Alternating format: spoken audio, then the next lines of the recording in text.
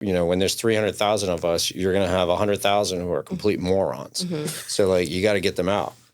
And part of it's true, and part of like what's happening, which is, like I've told lots of people who are like, oh, when a rate's coming down, I'm like, hey, the longer they stay here, the better it is for me, because we're noticing other companies are struggling and we're not. Welcome to Stop Whining About Real Estate.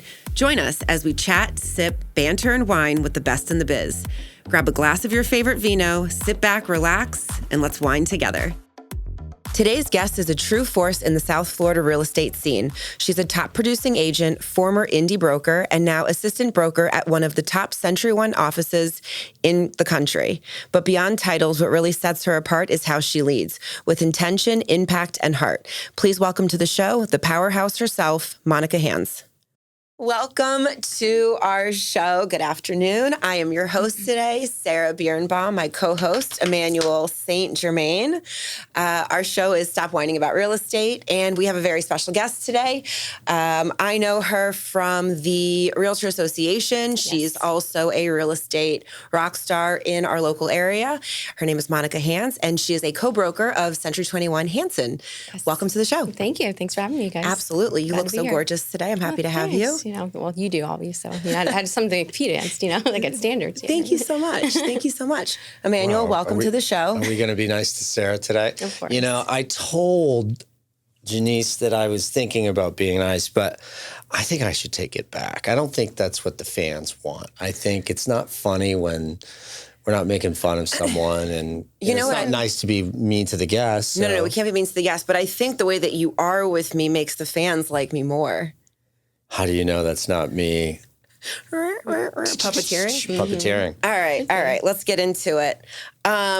You just came back from a whole lot of vacations and trips and some realtor stuff, some personal stuff. Yes. So how was DC? You went to DC for... DC was for the legislative meetings for NAR. So we do, we have our committee meetings. We do some lobbying with, whoever's on, and, there's most of the representatives are going to be there, but we do our lobbying and then we do our meetings and then we just, have our committee meetings and so forth. But it's an important part of what NAR does and, to get the legislative priorities out and to make sure that they're aware of what our, stance is on those priorities. But it's always good. It kind of gets us ready for the rest of the year. And it's always a good trip. I like DC just in general. It's, there's a lot of, it's very intense there. You can definitely feel not only the history, but the, whatever is going on there is super important. So. One, I've never been to D.C. Always wanted to go to D.C. Really? Never. No, you would never. love it. I love politics and history, but and so I don't know, did I mishear? Because I don't think we've said it. What capacity were you in D.C.? So I was there as a NAR Director, Florida NAR Director. I met the CEO. I take it back. I didn't meet her.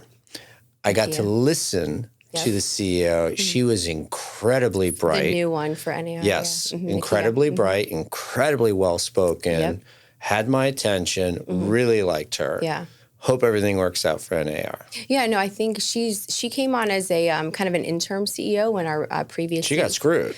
The way she told the story is like she literally accepted the offer. Like I forget what she was running. She was running something in Chicago. I think the Sun, Chicago Sun Press or what Chicago paper, but and she was running something. She gets offered this job, and then literally, it's the day that the NAR settlement was announced, and they're like. And she's like, "Can I give this back?" Oh, gosh, she told this story. I mean, it was pretty funny. She was very. Where did you see her at?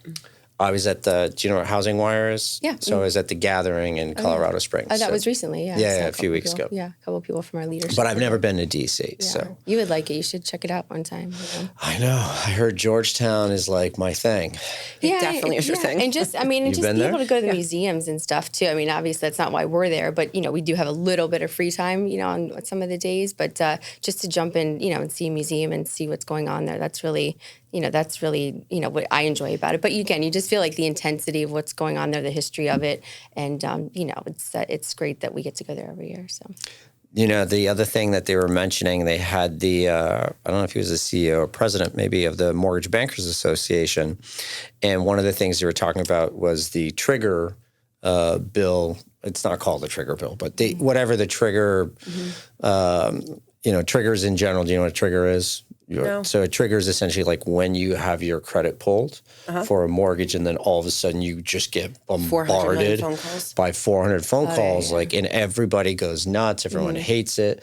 It's the stupidest business practice. And so what they're essentially going to do is, I think what they were agreeing to was that the originator, so like if I was the person doing it, I would get notified, the servicer, and like one other person. There was only going to be 3 of us that were going to get it. So you still are creating you're creating competitive environments for which is in the best interest of the consumer, but it wasn't a bombarding of like all these phone calls. It is annoying. How do they get that information? I mean, it's not like if I was reaching out to you just to get information about a mortgage or potentially. And I pulled your credit. How does everyone? You can thank our wonderful credit system where the credit bureaus sell your information. So when I was starting in the mortgage industry, like that was one of the methods that we were using to get leads. They're called trigger leads. Yeah, okay. You literally call Experian or Equifax or TransUnion, whoever, and they don't give us any details. They give us at least what I remember, because it's been a little while since I looked at them. We'd have like a credit score. Okay. You'd have a phone number and like maybe an address. And then like, I think there was a balance because they were putting something. All we know is that you've had a mortgage credit pulled. Okay. So we still get those today. I get them on my end for any client that I've ever pulled credit on. And I will continue to get them because we're the originators. We're not that information. of that information. Okay. Got it. Okay. So this bill doesn't eliminate my ability. Like let's say, so Sarah bought a house, I don't know, whenever you bought your house, if she has her credit pulled tomorrow or today, I'll get I don't know if whoever the loan officer was, either Jared was. Okay. Yeah. Jared tomorrow would get a text saying, hey, Sarah Biernbaum had her credit pulled. Okay. So we get that information. We just don't know what it was for, other than it was definitely only a mortgage credit report. Okay. So not a car. Got it. Not a, trying to spend money at Victoria's Secret or whatever you spend money on. Go Saks. Right. Or Target. But that's also a good opportunity, I'm sure, for you guys to reach out to that person who you may have not, communicated with or been in touch with. I mean, obviously. Yeah, it's a follow-up. Sometimes they want like a HELOC. We don't really do HELOCs and stuff like that. It could be for a refinance or something. It could be. And they could, sometimes they're like, oh, I forgot you were, listen, it could be somebody from 8 years ago. Yeah. But also I've seen, because I did close my mortgage here, I get things in the mail all the time that are like, oh, do you want to refinance? And it'll say Choice Mortgage Group in the mailing. And it's not our company, because I know that. And it'll say, we can approve your refinance rate at blah, blah, blah. We see your loan is at, it'll give me my loan amount or a roundabout. A new... So that is a direct mail campaign. They take our information because your mortgage is recorded. Public record. But an interest rate is not calculated, okay? Or it's not recorded. So they don't see what's there. The only time a loan, you would have the details of a loan is if it was an adjustable loan, because then you have what's called an adjustable rider that would be recorded. But when you do a 30-year fixed loan, they see the mortgage amount. All of that information is recorded. They know that you bought how many years ago? I think 3. Okay, so it's really easy on math-wise to take an assumption. They make a guess at interest rates, and then they make a guess at where on the amortization schedule what your approximate balance would be. And then what they do, which should be illegal, is that they add our name on the ad, and that's where people think they're coming back to us or they're dealing with us. So that's deceptive advertising, ladies and gentlemen, which is why So if I were to call that on that letter, they would probably... But if you recall, when you got your closing disclosure, there was a very proactive email that said, we will never mail you anything that has our name on it, nor do we sell any third party. I should have read my disclosure. I know you didn't read. It's an email. It's actually, Got it. But I'm saying, but if I didn't work here, wasn't in the industry, which most people are not, I would say, oh, Choice Mortgage is calling me, or they're sending me a letter saying they can refinance me. Let me look into this. And I would call the number on the letter. They would probably pull my credit. Then you would get a notice because you are the you are the originator of off my loan, and then you would have an opportunity to get me back, I guess, if that's what I was looking to do. Well, the easiest way to do that would be simply to say, oh, you already have all my information. Nothing's changed. Let me know what you can offer me. Well, no, we don't have, all of a sudden, that was a different system, and then they would be able to backpedal. Yeah. Because, we would have your info. But, all right. No, that definitely is deceptive. I mean, that's all interesting information. Yeah. Especially because the name of our company is on there. And I'm like, this is not ours. But I know that because I work here. Right. It is deceptive. I agree. We got to do something about it. Yeah, I mean, I think it's important, just going back to why we're in DC, there's so many things that we do on that level that I think a lot of homeowners, members, other realtors don't know or understand that we do. I mean, it really, when we say we are the voice of real estate, we really are. If there's no one out advocating for them and advocating for the thing, property rights and things like this, different things with, we usually advocate for different things as far as insurance, financing options. And when we go up there and do our committees, a lot of times there's action items that come to the committees that, then turn into action items that we take to our local legislative and federal legislative, representatives. So it is an important part of what we do. And, that's why I like to keep doing it. But it really is, it's impactful. And again, when you think about it, if there's not us as realtors or NAR going out there and advocating for the homeowners, there's not another trade association, not another organization that really has those interests in mind the way that NAR does. Yeah. Do you so let's call that side of the world admin. Okay, so we'll go it's not really selling. It's more like administrative duties of things. I would say it's more like volunteering. Advocating and volunteering. Okay, fair enough. Advocating. We're going to use my word, I think admin. So we're going to go back to admin versus selling, which is what you do in real estate, or leading as you're a co-owner or a co-broker of your agency. What do you prefer doing? I love selling. I still like. That's what I meant by it doesn't matter whether we're calling advocating. It's just administrative work versus I mean, I enjoy that part of it because again, what we do is so impactful, and when you get so involved and you understand it, it makes sense, and you have connections and you have the ability to go up to DC and make these. Make these impactful, help make these impactful decisions. That's where the part of it I enjoy. But I like the grind of selling still. I mean, I loved, before I joined Christine, I had my own brokerage, but I was still selling just like my agents. And I never said it was a competing broker, but I was selling just like them. I was eye level with them. I was, in it. Yeah, in it with them, because how else am I supposed to guide them if I'm not there, selling? Yeah, because things fluctuate all the time, and we live in a very, we work in a very fluid industry, so you have to know what they're going through, especially now with the condo stuff and everything else. So, and just aside from that, I like the grind of it. It's the hustle that I enjoy. Go ahead. No, I was just going to say, you gave me an idea there. So if you'd like, I'm happy to fix your condo problem for all realtors. Okay. Oh, boy.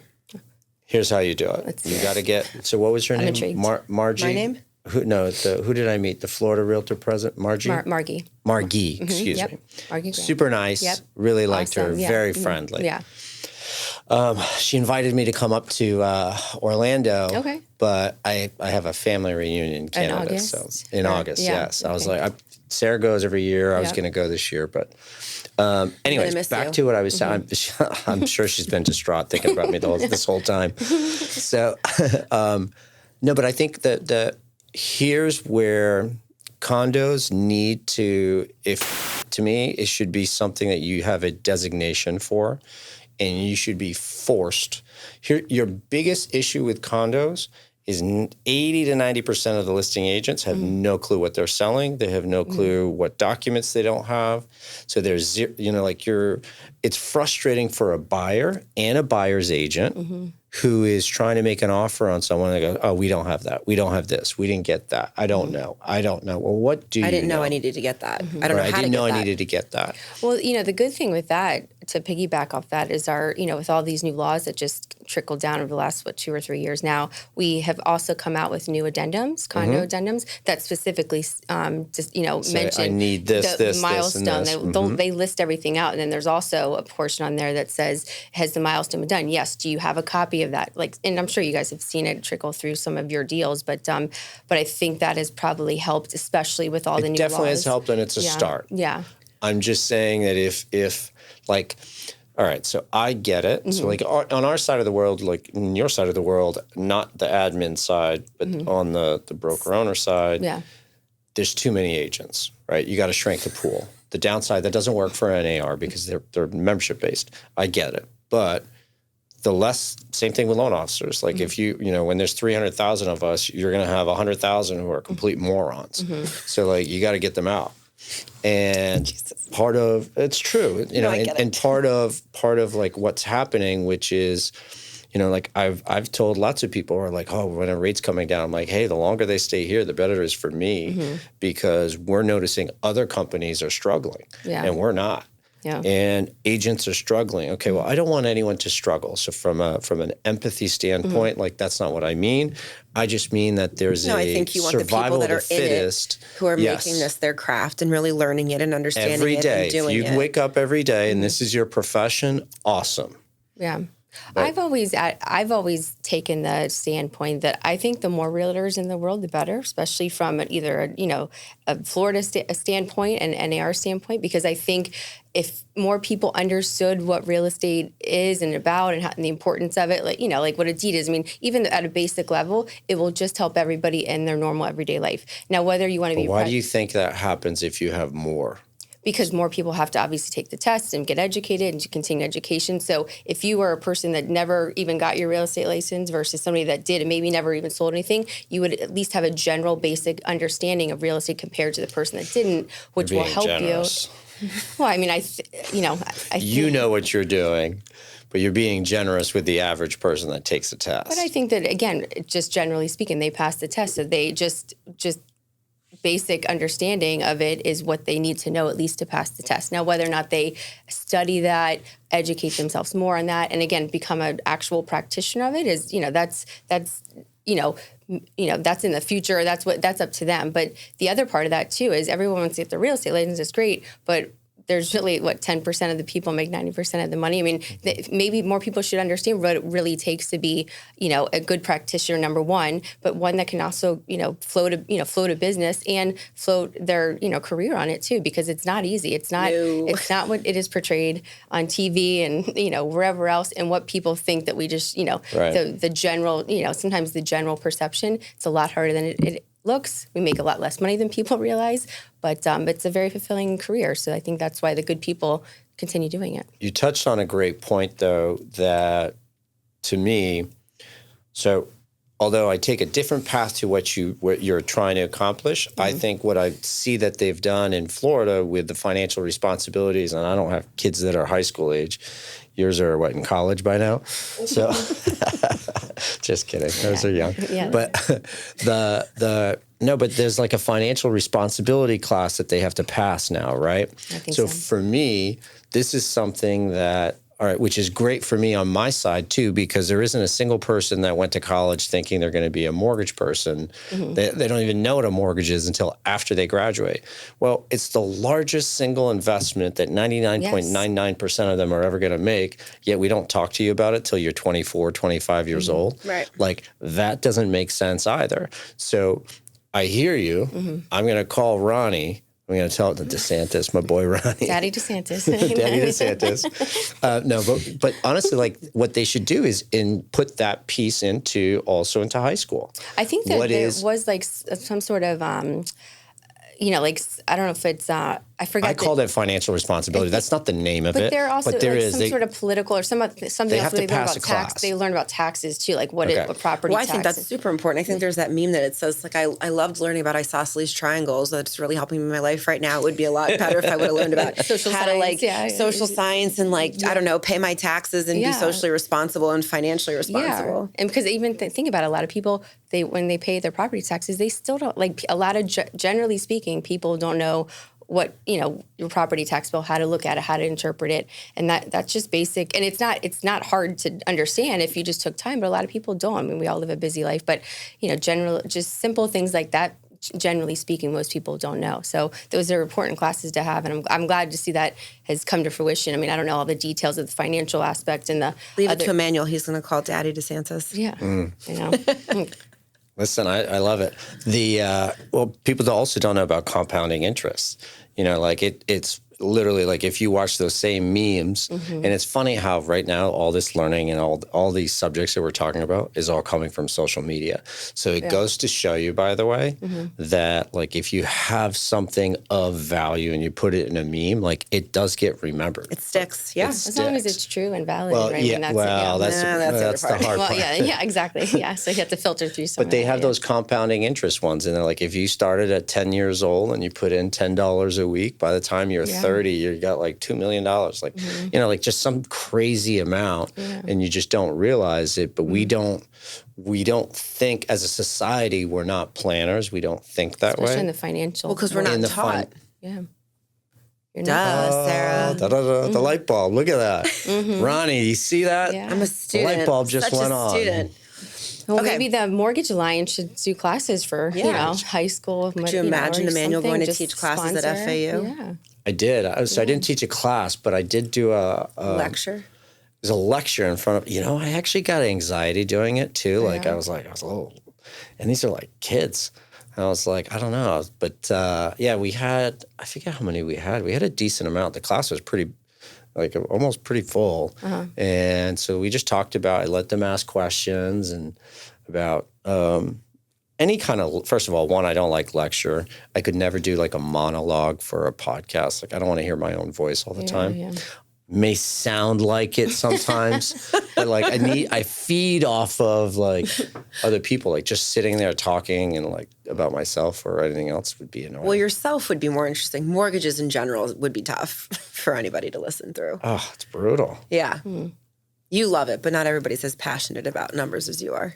It's not so you'd be surprised. It's not the mortgages just happens to be what I do. What I love is I love to be challenged. I love growing. You love the problem solving part of it. I love problem solving, yes. And there's a lot of problems to solve in real estate. Yeah. So it's nonstop. Well, and that's part of the hustle that I like too. I mean, every deal is different. Like you have to look at it. I try to always think 5 steps ahead. Like how could this go either wrong or what else are they going to ask for or what could happen? So I think the challenge is part of the hustle that I like. That's why I still like selling too. There's negotiation strategies. Like the piece that I like about, well, so what I love about the buyer broker agreement. Yeah.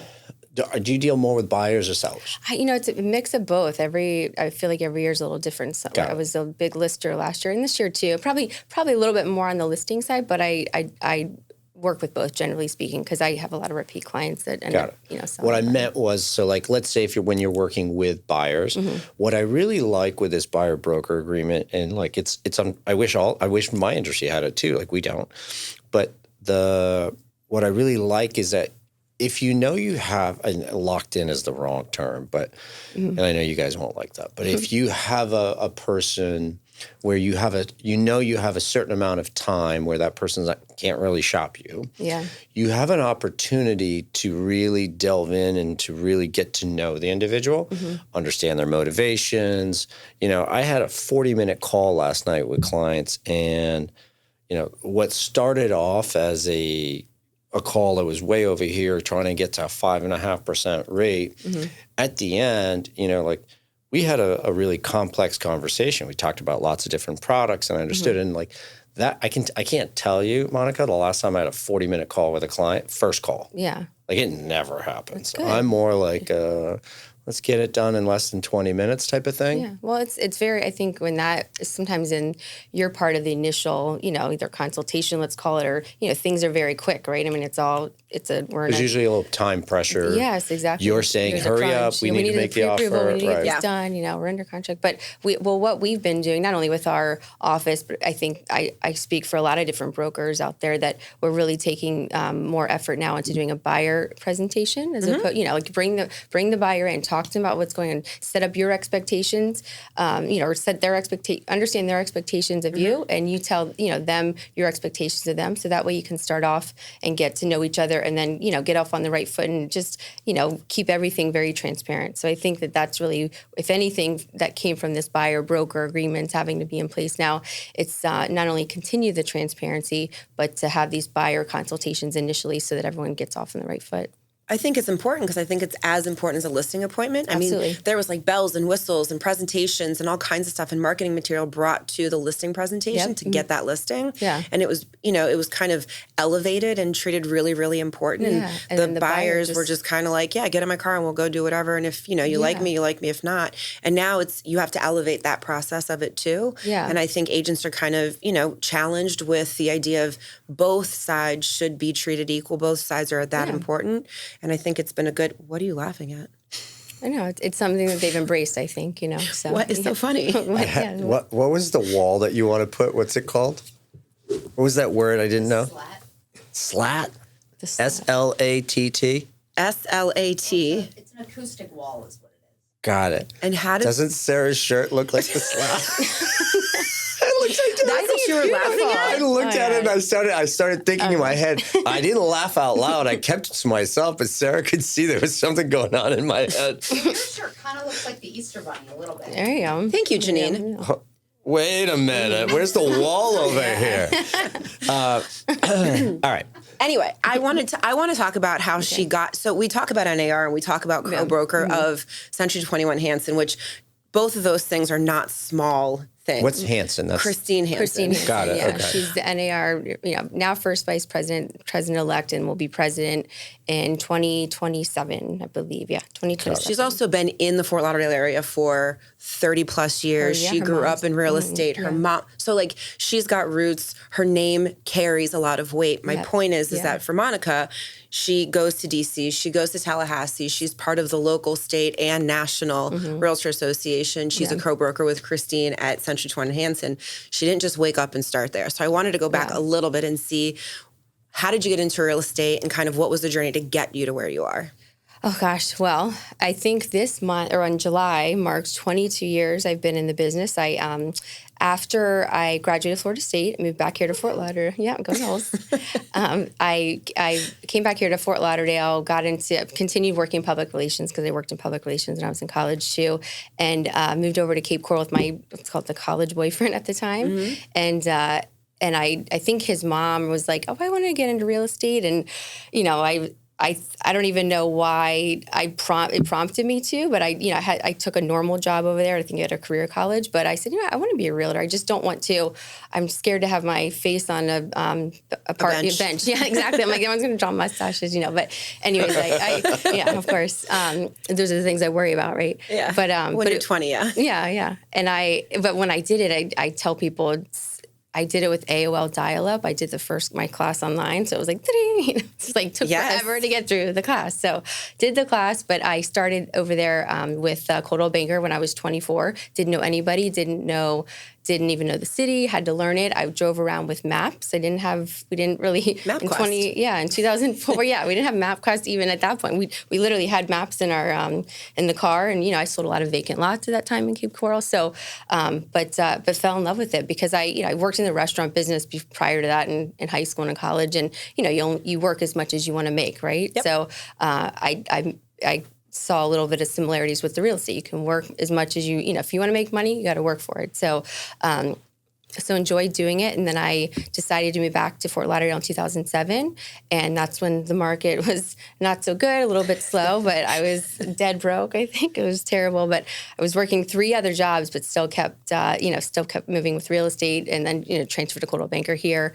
And then I decided to go back to school in 2008 to get my master's in real estate development when, it was a little bit slower, but then I got super busy and because I was doing all these REOs for Coldwell Banker at the time. But through that's kind of how I ended up here. I put my own brokerage in 2017, then joined Christine 2 years ago. So here I am. So it's been quite the journey. But and if you've been in the business a long time, as you mentioned, you've been through a lot of ups and downs, and know that it's to get here and to stay in this business is not easy. But I think it gets more enjoyable. I think each year more you appreciate where you came from. I think more and more each year. Yeah, for sure. I remember one year, I forget what year it was, 2000, really was only 1 year that, I don't know, feels like a long time ago, but I don't know if it's 2009 or 8 or 9 when we were kind of coming out of it. 10 was really the great start because we had lost so many loan officers. and all of a sudden you had to get licensed. And so just the pool of people, like I remember, I forget the year, but we went from like 110,000 in Florida to like 11,000 licensed loan officers. Wow. And from originators, I should say. So that was an awesome opportunity because, like I was saying, there was so few of us. Yeah. You're able to kind of get there. But I remember at one point getting to the point where I was like, I don't know where my next check is. And that was like, that's not my style. I don't really like that too much. Yeah. Well, I think that's why it's an interesting career because you always have to plan ahead. I think a lot of us don't know when our next check is coming. Even if something's under contract, people, oh, that's great. It's not, I don't ever get excited until it's done. Yeah, until checks are, everyone's signed to the table and the checks are distributed or the ACHs are distributed. But it's a grind all the way up until you get that check. But that's why it's important to plan ahead. And, if you're not planning for the next quarter, 2 quarters ahead, then you're really going to fall behind. But it keeps you on your toes. But it's all part of a planning process too that you have to stay up with. Yep. I think that goes back to that financial responsibility piece too. Yep. And I think that as you get older, you get smarter. I remember I guess I forget, maybe it was 2006. The first $50,000 I ever saved in my entire life, I had put on a house to flip in Tradition because at the time you could get under contract while Tradition was being built up in Port St. Lucie. And then sign the contract. And you would literally sign a contract. You didn't even have to close, and like the value was like $100,000 more. You could just assign it. Yep. So like I knew all these people who were making money fast, and I'm like, awesome, love these get rich quick schemes. Let me hop on this one. I'm 20. I was 27 years old at the time.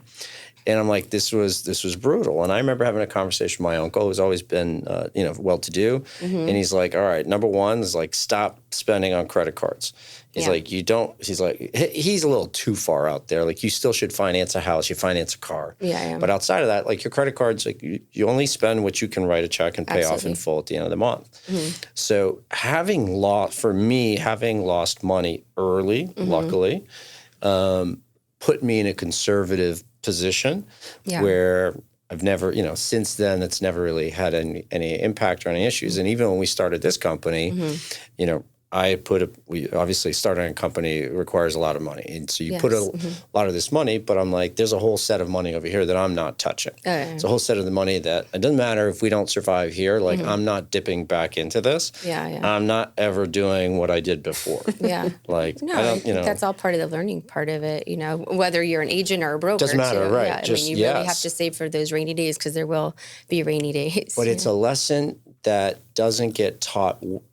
So, like, all right, in the NFL, right? So clearly, like, I played in the NFL, right? So, well, like 30 for 30. You're going for the broke story, right? 30 for 30. No, but but what I love is that, like, every single year when the rookies are all there, one of the things they do is they have somebody, and they have not only financial planners, but they have other stars that come in and say, "Hey, don't be an idiot. Like, put your money away." They do it they all do it. Because wasn't the NBA the fastest? Stupid is stupid. It doesn't matter. But the bottom line is that they all, in today's modern world, they all do a really good job of trying to educate, coaching. Yeah. But they should do it also for everyone in real estate. Like, there are a lot of people who, like, you think you need to drive around in a $300,000 car to sell houses. And I get it.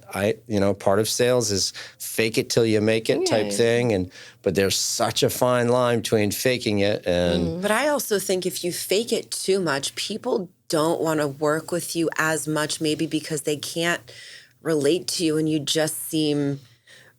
Well, but don't forget, you're trying to relate to people that are like you. This is an individual. Like me, like I want to relate to agents and I want agents to go, I want to work with Sarah. I know that she's going to do mortgages, but also like I I feel like we're in this together. Not Sarah drives around in a $300,000 car. She has no idea what it's like to grind. I don't want to work with her. I need somebody to work in the trenches with me. I get it, but totally different. Yeah, Monica wants to sell $20, $30 million homes. I get it. If that's never been your world and you didn't grow up in that world and you don't have any way to relate to it. I get it. Yeah, that's true. She's got to fake it till she sells one or two. Yeah. And then she can, then you can start talking the talk, walk the walk, wear the watches, whatever you need to do to present yourself to be in that. But in the very beginning, it is hard. Yeah. Yeah. No, I mean, just in general, I think all realtors, you have to have a nice car. Sometimes you have to have a nice watch. And, it's not, you don't have to go with the most expensive as long as you present yourself well and you are knowledgeable about what you are, trying to sell them or, work with them as a buyer, then I think it's easy to get the deal. But I think people just in general society want to see that you have yourself together as far as you have a nice car and you're somewhat successful. And I think those things just kind of play into that perception initially, right? So for me, it's simple. I like the fastest first way to do it because I'm never going to hear you negotiate. So like from our perspective, I will never hear you negotiate because that's agent to agent. Ooh, speaking of which, I want to ask about a product. Okay, so I won't ever hear that. Like the only times that my ability to test is not the right word, but to be put in a room where I get to see like your level of comprehension in real estate is usually the contract. And you'd be surprised how often I'm disappointed that most agents don't. It's true. She loves laughing at me. Because, well, you know what? Somebody told me yesterday, I keep digressing. I'm on my third conversation over here in my head. Know. But he's like, you're very authentic. I'm like, it's called being direct. He was being nice. Yeah. Was this your 40-minute conversation last night? No, this is at FAU. So where was I going? Oh, no. So the point was a contract. I'm like, hey, just really master this. Talk to me like you know what you're doing on the contract. And I'm like, all right, go girl, go guy, whatever. Like, you know what you're doing. Let me know how I can help. Like, do you want me to shorten this, shorten that? But the rest of it, like, we don't really get to see. I don't know what your consumer skill set, like how you are with the clients, whether they love you, whether they don't. I don't know how you're negotiating your other parties and stuff like that. But the contract, I wish we could focus on. I think that also that part of it falls on the broker. That's what sets brokers apart because not all brokers should be looking at the contracts that come through. And if they see an agent or two or a couple that are struggling with writing up contracts or falling short on certain sections, and that's an opportunity to, have a meeting with them, have them go to more training. But all brokers, in my opinion, should be looking at the contracts their agents are signing. And again, if they're falling short on something, then it's, it's on the broker essentially. Not every agent, may know until they know. Right. So, I think. And not every lender is going to let them know that they're not doing it right. They're just going to look at it and go, this sucks or this isn't proper. The average lender doesn't know either. I'm not just picking on, I know it's making it sound like I'm picking on agents, but it's not. Most loan officers have no clue what they're doing either. So it's a valid point. I mean, it's one, especially when you get down to does the closing date coincide with the commitment time frame? Do you have enough time to get it? I mean, I've seen some 14 days, 20 days, which I know in some capacities can work, but in some it's not going to work, and I have to, you have to break it down. And there's just some agents that don't know about certain parts of the contract, but again, or look at calendars, closing on Sundays doesn't work. And, just some basics. Yeah, exactly. But whatever. Yeah, no, but that brings up a good point. I think what sets good agents apart from others is the contract. So when I get a contract in and it's tight and it's clean and there's details, you're like, yes, I'm working. I'm like, yes, and I don't. You have a professional with you. Yes, and I don't mind when agents are like, oh, this is, I missed this initial. That I appreciate attention to detail because you want to get it right the first time. But I certainly appreciate the agents that are, do have that attention to detail because typically those are the better ones to work with where it's, smoother transaction. Yeah.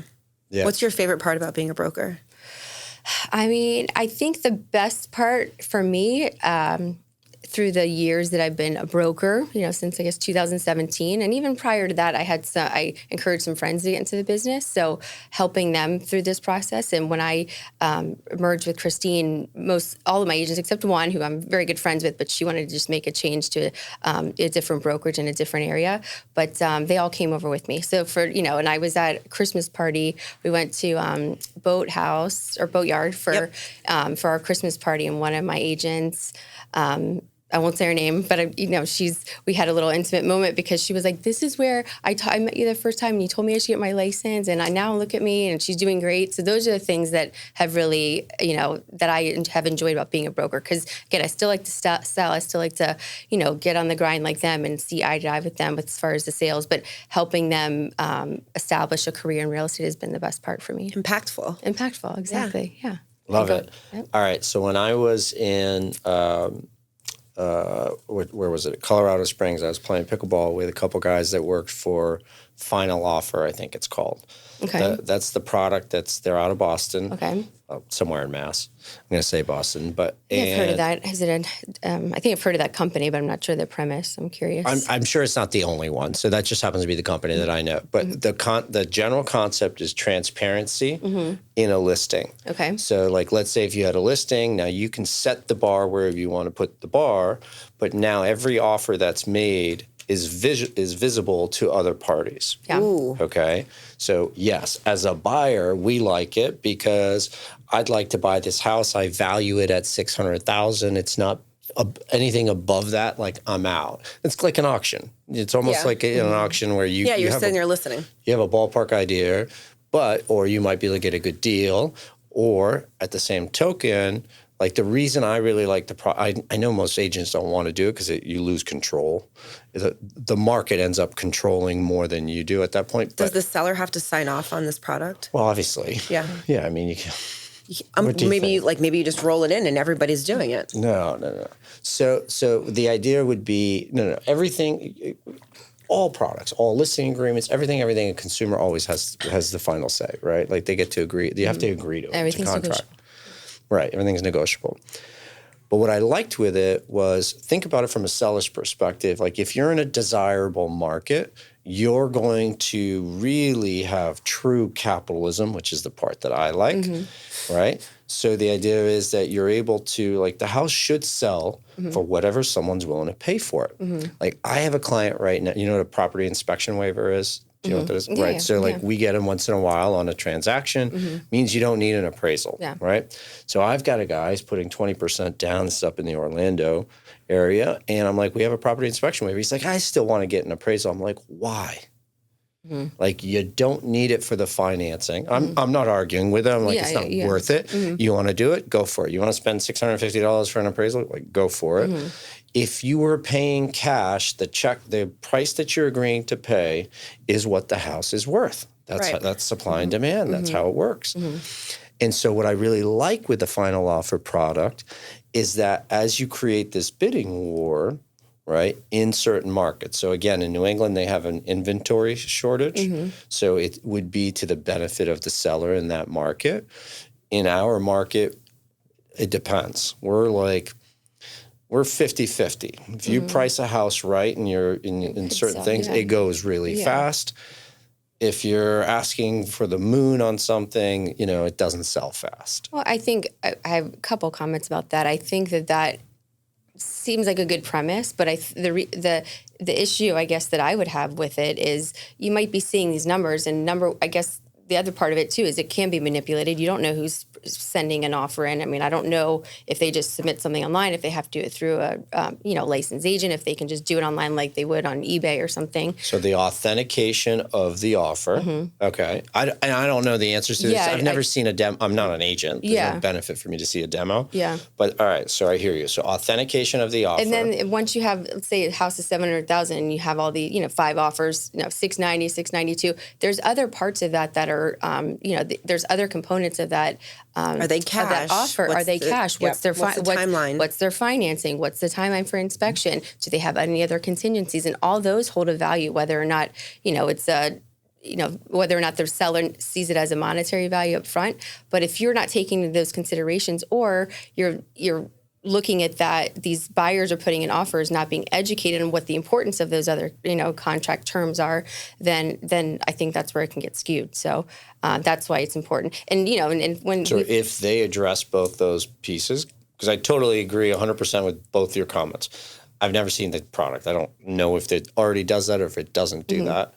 I would hope they've done a little bit of their due diligence and kind of asked agents, because I was trying to figure out, like, what's the drawback? That's I made the assumption. but I made the assumption that those are already included. Yeah, because my brain kind of goes exactly like you do. Yeah. Hey, but although this is a problem, by the way, so this brings up a different point. Fintechs in general, or all tech companies, they don't ever get with like the end users. But that's everything. I know it's everything, but it's so simple. Like, before you build a children's toy, how about you have the kid, or before you mass market it, how about you have the kid play with it for a while? Like, do kids like it? Did they play with it for 2 seconds and then throw it away? Like, I feel like they just, so many things, like, to me, if I was a usually techie, the creators are not the boots, and they never check with the boots on the ground to see if this is actually going to function. Yeah. No, I totally Yeah, they get don't that. do testing of it. They kind of just push it out because they want the backing, they want the financial backing, they want to get it on the market. They need investors, so they push out a good product. Usually, fancy seems like a good idea. I mean, I don't like. Now let's go with it. Yeah, it's great, but there's a lot of components to that. Again, you can be a buyer willing to pay full price, but maybe the contingencies you have to sell your house. Do they have to put that on that platform? Maybe one is including in a roof. Do they understand what that importance is? Like, I mean, so if you have 3 people that all want to offer full price, but have to sell their house first, that's a contingency that has not a set value, but there is some sort of monetary value you have to take into consideration. I agree. So. Spot on. What's next for you, Monica? What's next? So continue working. Well, first of all, let's start with how much? Actually, we went into travel, but we only got DC. Where else did you go? DC, I went to, right after that, I went to see my niece, California in Orange County, which is cool out there. I mean, not fond of California in general, but it is a nice area, Newport Beach. Were you in LA for any of that during that time? No, we flew out of LA, but I think we got there the day after it all kind of started, and we were at the airport, so it was a little, I think, away from all that craziness, but missed that luckily, and then prior to that, I was in Peru for a yoga retreat, so that was exciting. I'd been my best friend and I have been talking about doing one, but most of the ones our yoga instructors do are like in Costa Rica or sometimes stateside. And when I saw the Peru one come up, I was like, we have to do it. So we booked it last year, May of last year, 2024. We put down our deposits and just didn't. How long of a flight is that to Peru? It was, I think, 6 or 7 hours to Lima, and then Lima to Cusco, which is like another hour and a half, and then it was a 2-hour drive, a bus ride to the yoga retreat place. But it was. Bet you that was a nice bus, wasn't it? It wasn't bad. I mean, it's transportation. It wasn't terrible, but I didn't expect it to be nice. We got delayed in Miami, so we got to Lima and we were like 6 hours delayed. So that was the rough part about it. So we were supposed to be all the accommodations don't line up. Yeah, so we got to like 6 hours later, but it all worked out. We were happy to be there, and it was a beautiful, beautiful trip. Awesome. So you're relaxed. You're all stretched out. You're ready to go. Yeah. All right. What's in store for a second half of what year are we? 25. 25. Well, I mean, continue pushing out or trying to close as many deals as I can. Christine and I have some initiatives with the office. We're continuing to push. We want to bring on new agents. We want to keep going with the training and continue my duties as corporate director for the local association and my duties. I'm also Florida director, but I also am the chair for communications for the communications committee. So we have some initiatives that we'll be working on for the end of the year for that. And then I'm also the co-chair for the data strategies committee for NAR. So we have a couple of good things that we pushed out at the DC meetings, and we're looking to continue pushing those out and then, make them come to more fruition for, next year. So you're staying busy. Staying busy, yeah. That's all I do. She's bored. Work in realtor life. That's pretty much all I know. So. Well, listen, it's been amazing to have you. Thank you so much for being a guest on the show. This is fun. If anybody wanted to call you about possibly joining Century 21 Hansen, where would they get a hold of you? They can call my cell phone. I guess I could. Yeah, of course. 954-804-2402. You can also personally email me at monica@monicahans.com. We'll set you up with a meeting. We can make it confidential if you'd like, but we'd love to bring on new agents and seasoned agents too, because we do offer a lot of good products and a lot of good incentives for seasoned agents as well. Awesome. Thank you so much. Thank you, guys. Thank you. Thanks. Okay, that's enough whining for one day. We are so happy that you could join us today on Stop Whining About Real Estate.